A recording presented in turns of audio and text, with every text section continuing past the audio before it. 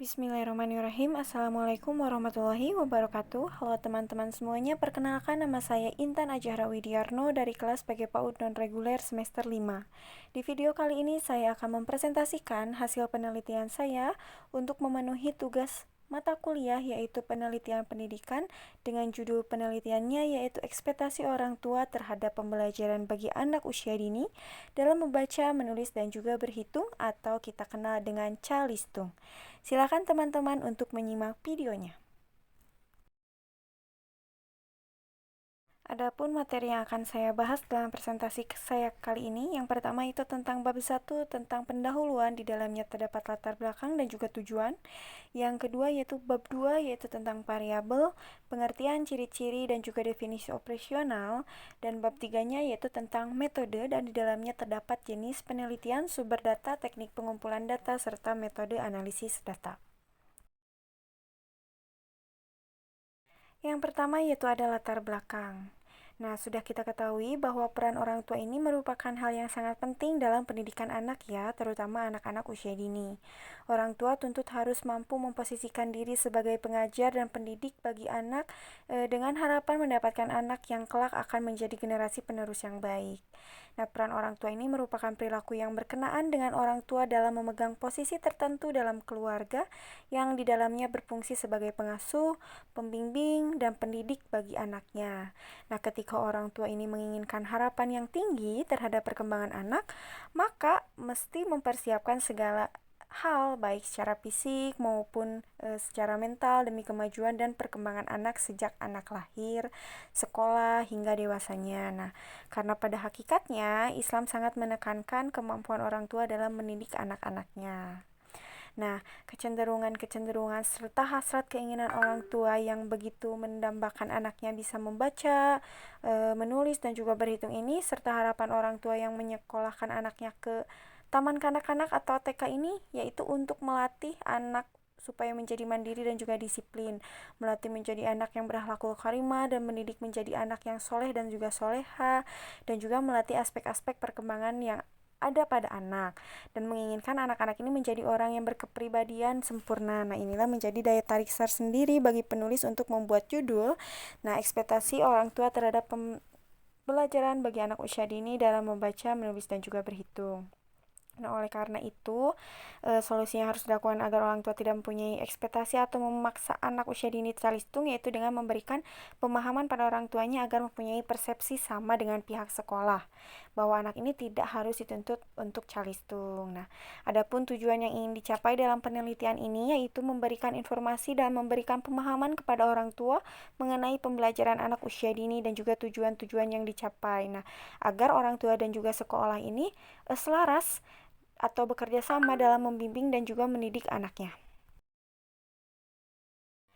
Selanjutnya yaitu ada variabel. Nah, variabel penelitian ini merupakan suatu atribut, sifat, atau nilai dari orang, objek, atau kegiatan yang mempunyai variasi tertentu yang ditetapkan oleh peneliti untuk dipelajari dan juga ditarik kesimpulannya. Ini menurut Sugiono pada tahun 2007 pada statistik untuk penelitian Alfa Beta Bandung. Nah, dalam penelitian ini menggunakan dua variabel, yaitu variabel bebas dan juga variabel terikat.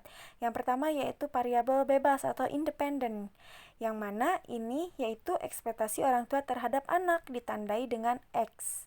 Yang kedua yaitu variabel tergantung atau dependent, yang mana pembelajaran membaca, menulis, dan berhitung ini ditandai dengan Y.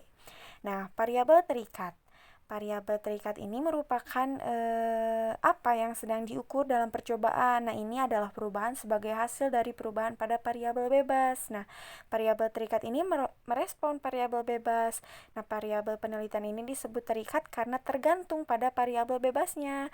Dalam eksperimen ilmiah, kita tidak dapat memiliki variabel terikat tanpa variabel bebas. Nah, ini adapun definisi variabel terikat menurut para ahli, diantaranya menurut Sugiono pada tahun 2011, yaitu definisi variabel terikat ini merupakan variabel yang dipengaruhi atau yang menjadi akibat karena adanya variabel bebas. Menurut Togcho, pengertian variabel terikat adalah variabel yang diukur dan diukur dalam percobaan ilmiah. Oleh karena itulah, variabel terikat adalah bergantung pada variabel independen. Nah, yang berikutnya ada ciri-ciri variabel terikat.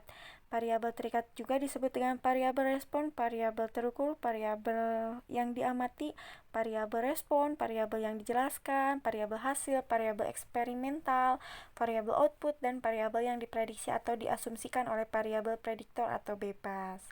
Nah, variabel terikat ini dijuluki terikat karena dianggap bergantung pada beberapa variasi variabel bebas. Selanjutnya, ada variabel independen atau variabel bebas. Variabel independen yang juga dikenal dengan variabel bebas ini hakikatnya menjadi variabel yang berdiri sendiri dan tidak diubah oleh variabel lain yang diukur oleh peneliti. Adapun definisi variabel bebas menurut para ahli, menurut Sugiono pada tahun 2009, ini variabel independen ini dikenal dengan variabel yang mempengaruhi atau menjadi penyebab terjadinya perubahan dan timbulnya variabel terikat. Nah, selanjutnya menurut Tokyo, variabel bebas ini dapat diartikan sebagai variabel yang diubah atau dikendalikan dalam suatu percobaan ilmiah. Seperti itu. Jadi selanjutnya ada menurut Business Dictionary, variabel bebas ini adalah suatu faktor atau fenomena yang menyebabkan atau mempengaruhi faktor atau fenomena terkait lainnya yang disebut dengan variabel dependen atau terikat. Selanjutnya yaitu definisi operasional. Nah, definisi operasional ini merupakan suatu definisi yang diberikan kepada suatu variabel dengan cara memberikan arti atau spesifikasi kegiatan ataupun memberikan suatu operasional yang diperlukan untuk mengukur kontrak atau variabel tersebut.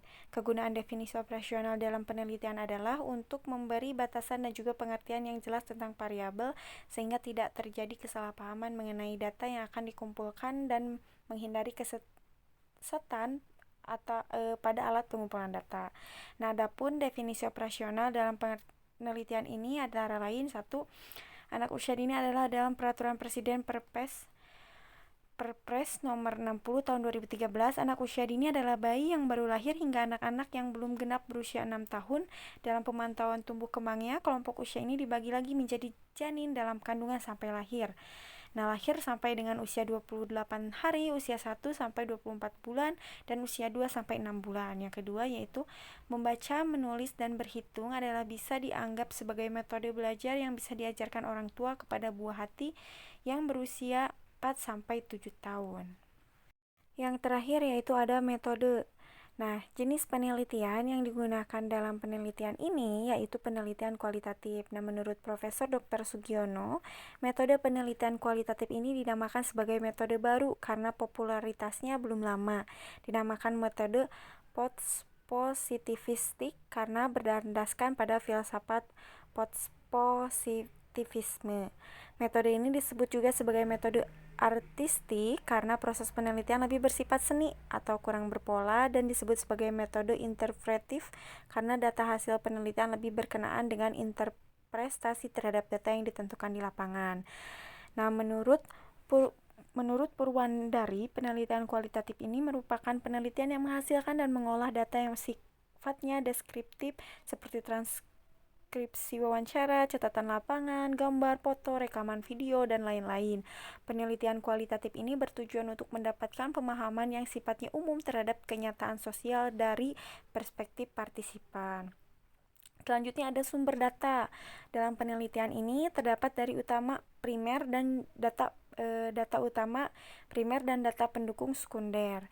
Yang pertama data primer. Data primer ini merupakan data yang langsung dikumpulkan oleh saya sebagai peneliti dari sumber pertanyaan. Adapun yang terlibat secara langsung sebagai sumber data primer ini adalah guru, siswa, serta orang tua. Yang kedua, data sekunder. Data sekunder ini merupakan data yang sudah tersusun dan sudah dijadikan dalam bentuk dokumen-dokumen. Adapun sumber data sekunder di sini adalah arsip-arsip dokumen. Selanjutnya ada teknik pengumpulan data. Guna mendapatkan data yang diperlukan, maka penulis ini menggunakan 4 teknik pengumpulan data sebagai berikut. Yang pertama, teknik wawancara.